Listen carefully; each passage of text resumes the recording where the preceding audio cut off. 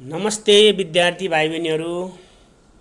आज फेरि grammar teaching अन्तर्गत आर्टिकल टिचिङको डेफिनिट आर्टिकल द को युज सम्बन्धी 16 नम्बरको रुलदेखि पढाउन गइरहेको छु।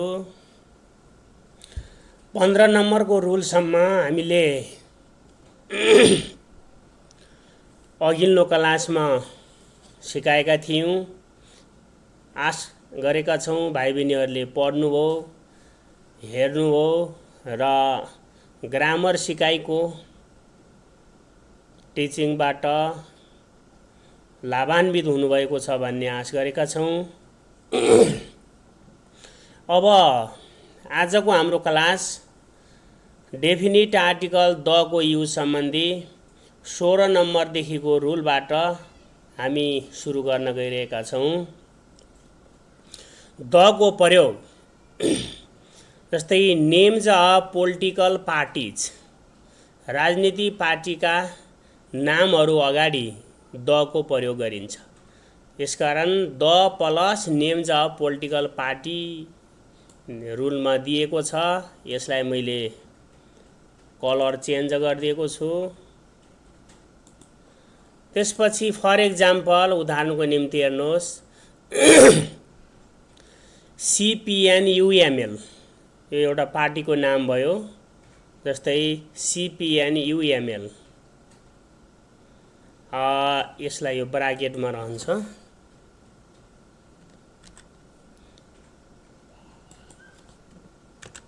जस्तै नेकपा एमाले एउटा पार्टीको नाम भयो। Before the name of political parties, it is used article the, and we have highlighted and underlined. यसलाई हामीले हाइलाइट गरेका छौं र अन्डरलाइन गरेका छौं। भाइ बहिनीहरू हेर्नु होला। दोस्रो The Nepali Congress. Nepali Congress is the name of political party, so we have used article the. Nepali Congress पनि एउटा पार्टीको नाम हो, यसको अगाडि द प्रयोग भएको छ। यसैगरी अर्को CPN माओइस्ट दिएको छ। यसको अगाडि पनि it is also name of political party, so we have used definite article the. यसको पनि हामीले डेफिनिट आर्टिकल द प्रयोग गरेका छौं। यसैगरी the Rastriya Prajatantra Party, it is also name of political party, so we have used definite article the and highlighted it. The Swatantra Party, it is also name of political party, so we have used article the. त्यसपछि अब हामी अर्को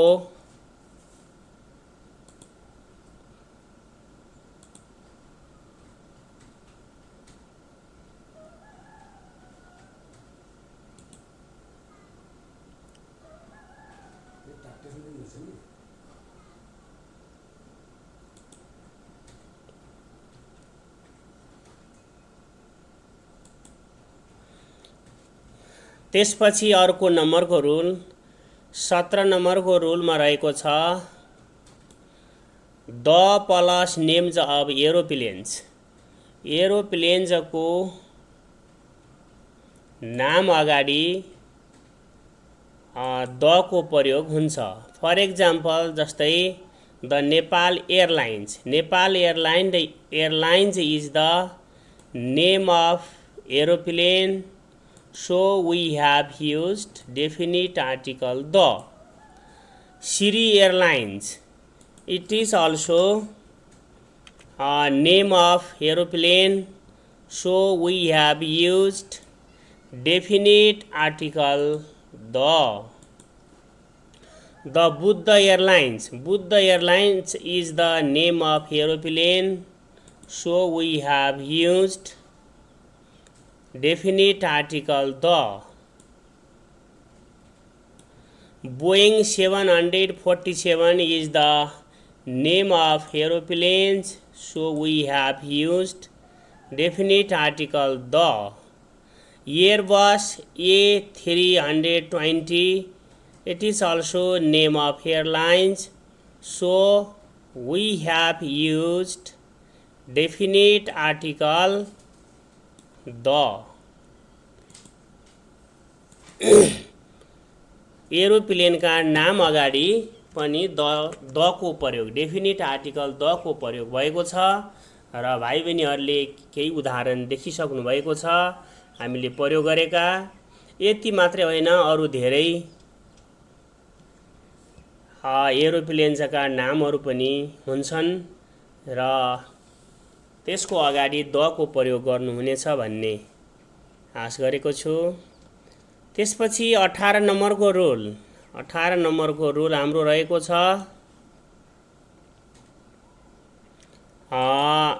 ल यसलाई colour गरौँ। यो colour अलि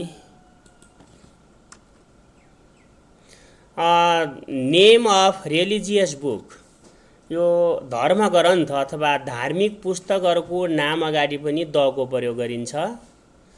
जस्तै the plus names of religious book भनेर दिएको छ। फर एक्जाम्पल ल हेर्नुहोस् यहाँ Gita, Gita is the name of religious book. Gita एउटा धार्मिक किताबको नाम हो अथवा धर्मग्रन्थको नाम हो। It is related to Hindu religion. Ramayana, it is also religious book which is related to Hindu religion, so we have used definite article the. Ved, Ved also religious books name, it is related to Hindu religion, so we have used definite article the. Quran, कुरान पनि धर्मग्रन्थको नाम हो, यसकारण हामी यसको अगाडि definite article the को प्रयोग गर्छौं। बाइबल, बाइबल पनि धर्मग्रन्थको नाम हो, यसकारण हामी डेफिनिट आर्टिकल द को प्रयोग गर्छौं। त्रिपिटक पनि धर्मग्रन्थको नाम हो, यसकारण हामी डेफिनिट आर्टिकल द को प्रयोग गर्दछौं। मुन्धुम, मुन्धुम पनि एउटा धर्मग्रन्थको नाम हो, यसकारण हामी यसको अगाडि पनि द को प्रयोग गर्छौं। महाभारत, महाभारत पनि एउटा रिलिजियस बुक धर्मग्रन्थ हो, जसको अगाडि हामी द को प्रयोग गर्छौं। यति तीनवटा नम्बरहरूमा दिएका रुल अनुसार द को प्रयोग गर्न यहाँहरूले सिक्नुभयो होला भन्ने हामीले आश गरेका छौं। फेरि अब 19 नम्बरको रुलदेखि हामी प्रवेश गर्छौं है त।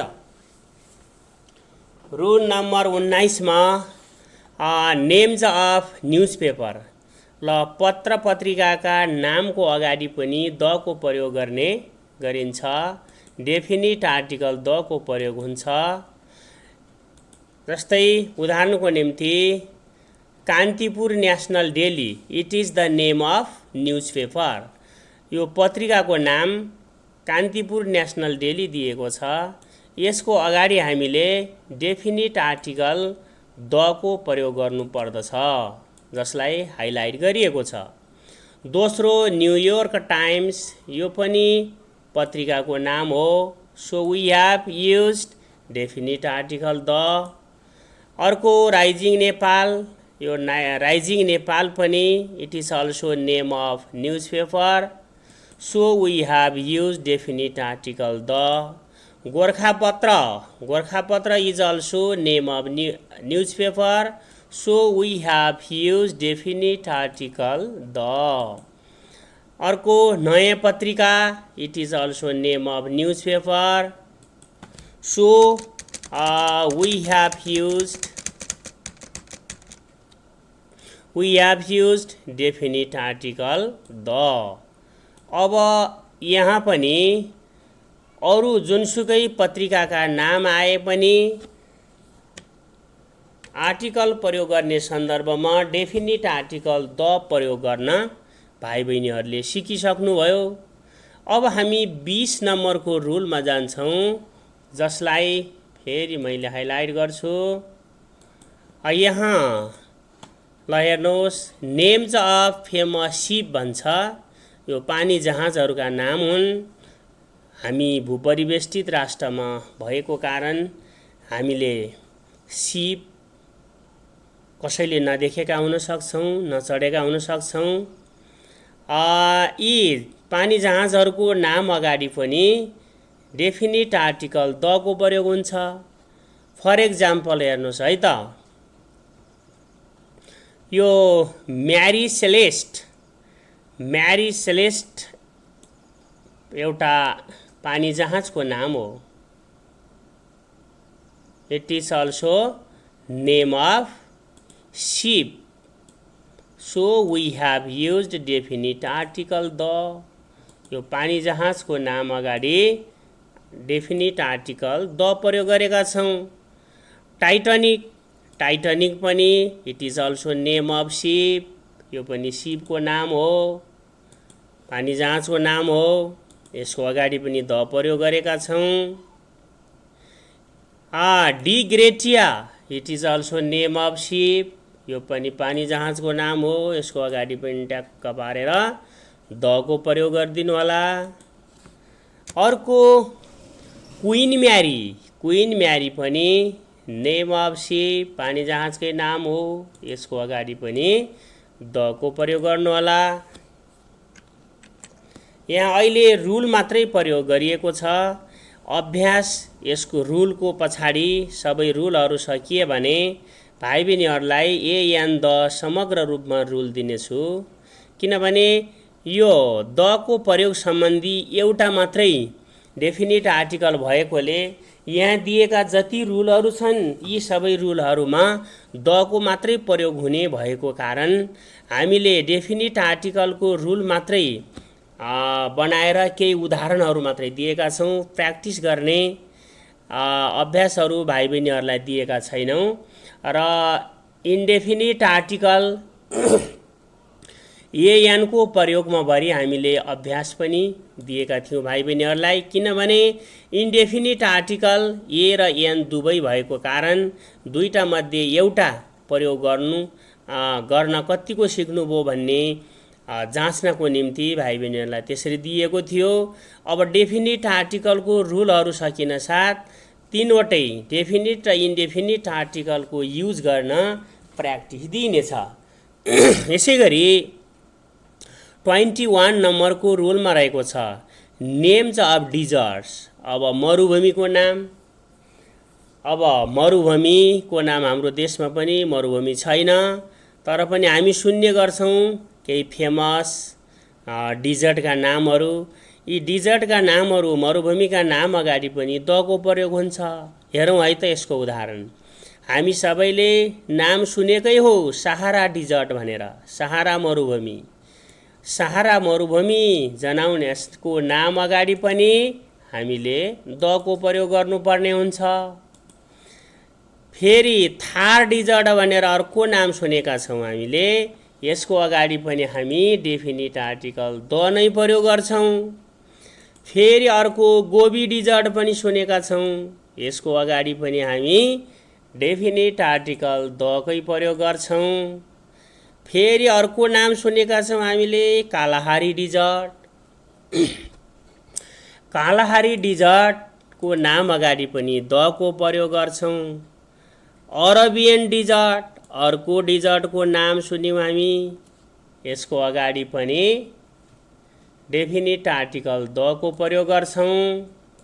भाइ बहिनीहरू यहाँ डिजर्टका नामहरू त धेरै छन्, तीमध्ये केही उदाहरणको रूपमा दिएको हो र जुनसुकै डिजर्टको नाम दिए पनि पछाडि डिजर्ट दिएको हुन्छ। भाइ बहिनीहरूले अगाडिको नाम नसुने पनि पछाडि डिजर्ट सुन्नुभएको छ, यसर्थ डिजर्ट आउने बित्तिकै यो कुनै मरुभूमिको नाम हो अगाडिको भनेर सम्झिने र डेफिनिट आर्टिकल द प्रयोग गर्नु होला। त्यसपछि आर्कटिक डिजर्ट, यसको नाम अगाडि, यसको अगाडि पनि हामी द को प्रयोग गर्दछौँ। ल, यी तीनवटा नियमहरू पनि, रुलहरू पनि यहाँहरूले बुझिसक्नुभयो। अब हामी जान्छौँ फेरि 22 नम्बरदेखिको रुलमा। 22 नम्बरको रुलमा रहेको छ, हेर्नुहोस् है, names plural names of countries भनेको छ। यहाँ द प्लस, यसलाई मैले नेम्स अफ हटाइदिएँ, दोहोरियो, प्लुरल नेम्स अफ कन्ट्रिज, देशको साझा नाम भनेर दिएको छ। देशको साझा नाम, the plus plural names of countries. ल, बहुवचन रूप जनाउने अथवा बहुवचन नाम जनाउने देशहरूका नाम अगाडि पनि डेफिनिट आर्टिकल द को प्रयोग हुन्छ। यो प्लुरल नेम्स अफ कन्ट्रिज भनेको केही भौगोलिक नामहरू मिलाएर धेरै, जो विशेष गरी खास उपनिवेशभित्र रहेका कन्ट्रीहरू हुन्छन्, तिनीहरू सबैको एउटा भौगोलिक नाम साझा, सबैलाई जनाउने एउटा बहुराष्ट्रिय नामहरू राखिएको हुन्छ। ती नत्र भने ती बहुराष्ट्रिय नाम अथवा प्लुरल नेम्स अफ कन्ट्रिजको अगाडि द को प्रयोग हुने गर्दछ। जस्तै यहाँ नेदरल्यान्ड्स, यो नेदरल्यान्ड्स धेरै राष्ट्रहरू मिलेर अथवा धेरै राज्यहरू मिलेर सबैको प्रतिनिधित्व हुने गरी, सबैको अस्तित्व रहने गरी साझा नाम राखिएको छ। ल हेर्नु, नेदरल्यान्ड्स। फिलिपिन्स पनि एवं तरिकाकै हो, जस्तै द फिलिपिन्स, यसको नाम अगाडि पनि द को प्रयोग हुन्छ। युनाइटेड स्टेट्स, यो पनि सेम नै हो। अर्को वेस्ट इन्डिज, यो पनि प्लुरल नेम अफ कन्ट्रिज हो। त्यसपछि अर्को एउटा द युके, युनाइटेड किङडम, यो पनि प्लुरल नेम हो। यसभित्र थुप्रै राष्ट्रहरू अथवा राज्यहरू पनि संयुक्त रूपमा जोडिएर साझा नाम राखिएको छ। युनाइटेड स्टेट्सलाई अर्को युएसए पनि भनिएको छ। यसको यो आए पनि हामी द को प्रयोग गर्छौँ। युएई, यो पनि एउटा प्लुरल नेम हो, यसको अगाडि पनि हामी द को प्रयोग गर्छौँ। मालदिभ्स, यो पनि प्लुरल नेम हो, प्लुरल नेम हो, कन्ट्रिजको चाहिँ प्लुरल नेम हो, साझा नाम हो यो।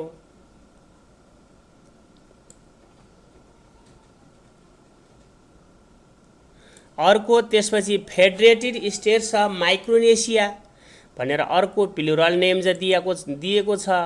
यसमा पनि हामी द को प्रयोग गर्दछौँ।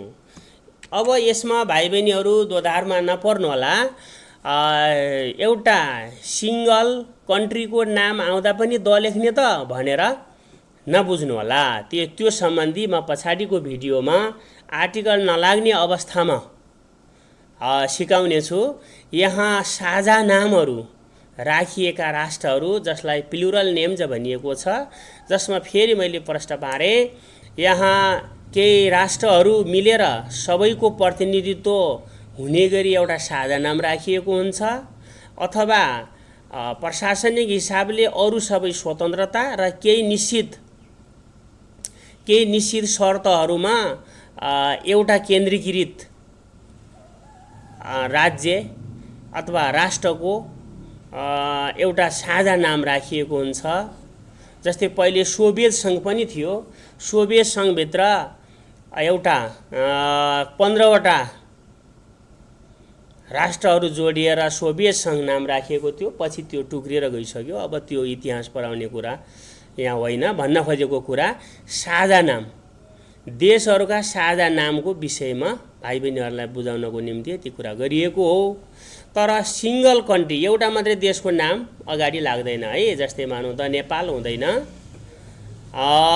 त्यसपछि अर्को रुलमा यहाँ ल हेर्नुहोस्, नेसनालिटी जनाउने वर्ड, तर नेसन जनाउने होइन कि नेसनालिटी जनाउने, राष्ट्रियता जनाउने। जस्तै नेम अफ नेसनालिटी एड्जेक्टिभ्स यति भने पुग्छ। अब त्यसपछि यसलाई मैले हटाइदिएँ। राष्ट्रियता जनाउने वर्डको अगाडि राष्ट्रको चिनारी अथवा राष्ट्रियता जनाउने वर्डको अगाडि पनि दको प्रयोग हुन्छ। फर एक्जाम्पल हेर्नुहोस् है त, इङ्ग्लिस यो फेरि भाषाको नाम होइन, यहाँ यसले अङ्ग्रेजहरू भन्ने जनाउँछ, अङ्ग्रेजहरू भन्ने जनाउँछ। यो इङ्ग्लिसले इङ्ग्लिस ल्याङ्ग्वेज पनि आउँछ, तर यहाँ ल्याङ्ग्वेज जनाउने सन्दर्भमा होइन। इङ्ग्लिस सब्जेक्ट जनाउँछ, त्यो जनाउने पनि होइन। यसमा मात्रै नेसनालिटी जनाउने, जस्तै अङ्ग्रेजहरू भन्दाखेरि वी कल इङ्ग्लिस, हामी इङ्ग्लिस भन्छौँ। Scottish it is also nationality referring word, यसले पनि राष्ट्रियता जनाउने वर्ड। फ्रेन्च यो पनि नेसनालिटी रेफरिङ वर्ड, राष्ट्रियता जनाउने वर्ड हो। American nationality referring word. Nepalese हेर्नुहोस्, यो नेप्लिज पनि नेसनालिटी जनाउने वर्ड। द चाइनिज हेर्नुहोस् है, यो नेसनालिटी जनाउने वर्डभरिको अगाडि दको प्रयोग गरिन्छ। द भियतनामिज हेर्नुहोस्, यो भियतनामिज यसमा पनि दको प्रयोग भएको छ। यस्तै गरेर यति मात्रै होइन, यो त जति देश छन् त्यति देशका नेसनालिटी जनाउने वर्डहरू हो, त्यतिभरिको अगाडि तपाईहरू दको प्रयोग गरिदिनु हुनेछ। डेफिनिट आर्टिकल द प्रयोग गर्नुहुन्छ। अब हामी आजको क्लासको अन्तिम रुल 24 नम्बरको रुलमा जान्छौँ। हेर्नुहोस् है त, 24 नम्बरको रुलमा के छ त, पहिला हाइलाइट गरौँ। The names of plural names of family, यति भन्नु परेन, सिधै the plus plural names of family, परिवारको बहुवचन अथवा परिवारको बहुवचन जनाउने नाम फ्यामिली नेम हजुर हुन्छ नि। थाहा छ फ्यामिली नेम भनेको? फ्यामिली नेम भनेको जस्तै हामी जस्तै स्थानीय रूपमा हामी भन्ने गर्छौँ नि, ल जस्तै खड्काको परिवार, ओलीको परिवार, डाङ्गीको परिवार, राणाको परिवार, समग्र परिवार जनाउने वर्ड, यसलाई हामी चाहिँ के भन्छौँ भने प्लुरल फ्यामिली नेम्स भन्छौँ। ल यस्तो गुरुङ भन्ने बित्तिकै एउटा गुरुङलाई जनाएको होइन, यो समग्र गुरुङ फ्यामिलीभरिको अथवा जातिभरिको मान्छेलाई जनाएको हो। अर्को राणाज, यो राणाज भन्ने पनि प्लुरल फ्यामिली नेम हो अथवा नाम हो, यसको अगाडि पनि हामी द प्रयोग गर्छौँ। यादव्स हेर्नुहोस् है, Yadavs it is also plural family name, so we use definite article the. Smiths, Smith भन्ने एउटा जाति हुन्छ जसको चाहिँ स्मिथ्स भनिएको छ यहाँ, यो पनि प्लुरल फ्यामिली नेम। ल हेर्नुहोस्, ओलिज, ल ओलीहरूलाई जनाउने, समग्र ओलीहरूलाई जनाउने ओलिज। त्यसपछि द खड्काज, द खड्काज, द न्यौपानेज।